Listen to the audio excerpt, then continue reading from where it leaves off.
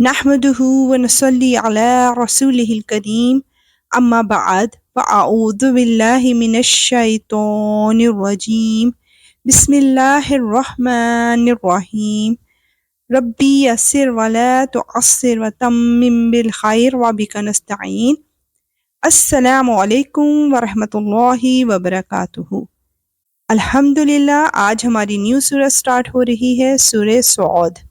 سورہ سعود قرآن پاک کی ترتیب کے اعتبار سے اس کا نمبر 38 ہے اور نزول کے اعتبار سے بھی اس کا نمبر 38 ہے۔ اس میں 88 آیات ہیں اور 5 رکوع ہیں۔ اس سورہ مبارکہ کا نام سعود اس مناسبت سے رکھا ہے کہ اس سورہ مبارکہ کی پہلی آیت کریمہ میں حروف مقطعات میں سے یہ حرف ہے۔ سورہ سعود کی پہلی 7 آیات میں مشرکین مکہ کا گستاخانہ طرز عمل بیان کیا جا رہا ہے۔ صاد، قسم ہے نصیحت بھرے قرآن کی کہ جن لوگوں نے کفر اپنا لیا ہے وہ کسی اور وجہ سے نہیں بلکہ اس لیے اپنایا ہے کہ وہ بڑائی کے گھمنڈ اور ہٹ دھرمی میں مبتلا ہیں۔ اور ان سے پہلے ہم نے کتنی قوموں کو ہلاک کیا تو انہوں نے اس وقت آوازیں دیں جب چھٹکارے کا وقت رہا ہی نہیں تھا۔ اور ان قریش کے لوگوں کو اس بات پر تعجب ہوا ہے کہ ان کے پاس ایک خبردار کرنے والا انہی میں سے آ گیا، اور ان کافروں نے یہ کہہ دیا کہ وہ جھوٹا جادوگر ہے۔ استغفر اللہ۔ کیا اس نے سارے معبودوں کو ایک ہی معبود میں تبدیل کر دیا ہے؟ یہ تو بڑی عجیب بات ہے۔ اور ان کے سردار لوگ یہ کہہ کر چلتے بنے کہ چلو اور اپنے خداؤں کی عبادت پر ڈٹے رہو۔ یہ بات تو ایسی ہے کہ اس کے پیچھے کچھ اور ہی ارادے ہیں۔ ہم نے یہ بات پچھلے دین میں کبھی نہیں سنی اور کچھ نہیں، یہ من گھڑت بات ہے۔ استغفر اللہ۔ آیت 8 to 10 میں مشرکین مکہ کے گستاخانہ طرز عمل کی وجہ جانیں گے۔ کیا یہ نصیحت کی بات ہم سب کو چھوڑ کر اسی شخص پر نازل کی گئی ہے؟ اصل بات یہ ہے کہ یہ لوگ میری نصیحت کے بارے میں شک میں مبتلا ہیں، بلکہ انہوں نے ابھی میرے عذاب کا مزہ نہیں چکھا۔ تمہارا رب جو بڑا داتا، بڑا صاحب اقتدار ہے، کیا اس کی رحمت کے سارے خزانے انہی کے پاس ہیں؟ یا پھر آسمانوں اور زمین اور ان کے درمیان ہر چیز کی بادشاہت ان کے قبضے میں ہے؟ پھر تو انہیں چاہیے کہ رسیاں تان کر اوپر چڑھ جائیں۔ استغفر اللہ۔ آیت 11 to 16 میں گستاخانہ رسول صلی اللہ علیہ وآلہ وسلم کے لیے وعید شدید بیان کی جا رہی ہے۔ ان کی حقیقت تو یہ ہے کہ یہ مخالف گروہوں کا ایک لشکر سا ہے جو یہیں پر شکست کھا جائے گا۔ ان سے پہلے حضرت نوح کی قوم عاد اور میخوں والے فرعون نے بھی پیغمبروں کو جھٹلایا تھا، اور قوم سمود اور لوط کی قوم اور ایکا والوں نے بھی، وہ تھے مخالف گروہ کے لوگ۔ ان میں سے کوئی ایسا نہیں تھا جس نے پیغمبروں کو نہ جھٹلایا ہو، اس لیے میرا عذاب بجا طور پر نازل ہو کر رہا۔ اور مکہ کے یہ لوگ بھی بس ایک ایسی چنگاڑ کا انتظار کر رہے ہیں جس میں کوئی وقفہ نہیں ہوگا، اور کہتے ہیں کہ اے ہمارے پروردگار، ہمارا حصہ ہمیں روز حساب سے پہلے ہی جلدی دے دے۔ استغفر اللہ۔ آیت 17 to 20 میں اللہ سبحانہ وتعالی حضرت داؤد علیہ السلام پر اپنا فضل بیان کر رہے ہیں۔ اے پیغمبر، یہ جو کچھ کہتے ہیں اس پر صبر کرو، اور ہمارے بندے داؤد علیہ السلام کو یاد کرو جو بڑے طاقتور تھے، وہ بے شک اللہ سے بہت لو لگائے ہوئے تھے۔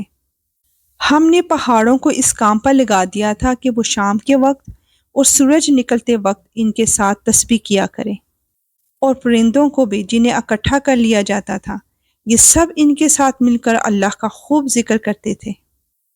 اور ہم نے ان کی سلطنت کو استحکام بخشا تھا اور انہیں دانائی اور فیصلہ کن گفتگو کا سلیقہ عطا کیا تھا۔ سبحان اللہ۔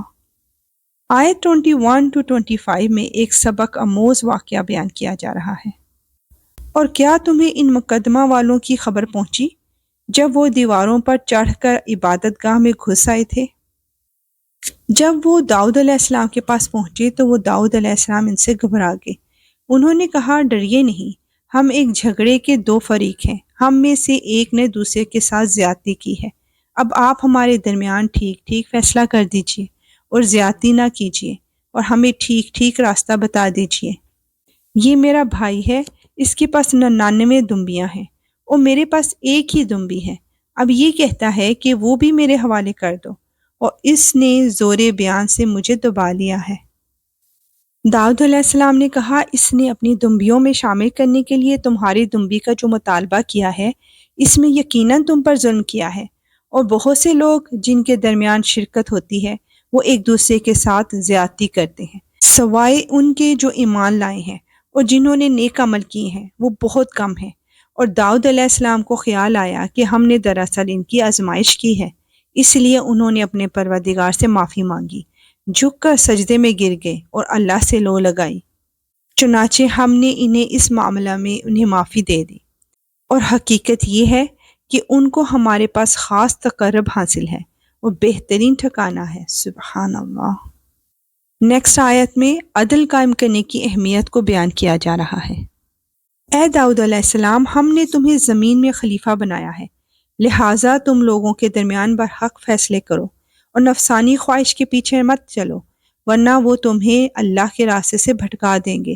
یقین رکھو کہ جو لوگ اللہ کے راستے سے بھٹک جاتے ہیں ان کے لیے سخت عذاب ہے، کیونکہ انہوں نے حساب کے دن کو بھلا دیا ہے۔ اللہ اکبر۔ نیکسٹ 2 آیات میں ہم جانیں گے کہ کیا نیکی کرنے والے اور برائی کرنے والے برابر ہیں؟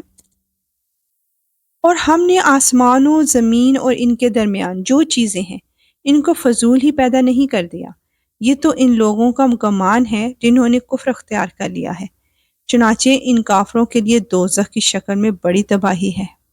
جو لوگ ایمان لائے ہیں اور جنہوں نے نیک عمل کیے ہیں، کیا ہم ان کو ایسے لوگوں کے برابر کر دیں گے جو زمین میں فساد مچاتے ہیں، یا ہم پرہیزگاروں کو بدکاروں کے برابر کر دیں گے؟ نہیں یا رب العالمین، تو ایسا کبھی بھی نہیں کرے گا۔ نیکسٹ آیت میں جانیں گے کہ قرآن حکیم کو کس طرح پڑھنا چاہیے۔ اے پیغمبر، یہ ایک بابرکت کتاب ہے جو ہم نے تم پر اس لیے اتاری ہے کہ لوگ اس کی آیتوں پر غور و فکر کریں اور تاکہ عقل رکھنے والے نصیحت حاصل کریں۔ الحمدللہ۔ اے اللہ، اس کتاب قرآن پاک میں سے ہماری زبانیں جو پڑھتی ہیں اس میں ہمیں تفکر، تدبر اور اس کی سمجھ عطا فرما، اور اس کے معنوں اور عجائبات کی پہچان کروا، اور جب تک ہم زندہ رہیں اس پر عمل کریں، اور اس پر عمل کرنا ہمارے لیے آسان فرما دے۔ آمین، اللہم آمین۔ انشاءاللہ ملیں گے نیکسٹ آیات کے ساتھ۔ اب اجازت، وآخر دعوانا ان الحمدللہ رب العالمین۔ سبحانک اللہم وبحمدک، اشہد ان لا الہ الا انت، استغفرک واتوب الیک۔ السلام علیکم ورحمۃ اللہ وبرکاتہ۔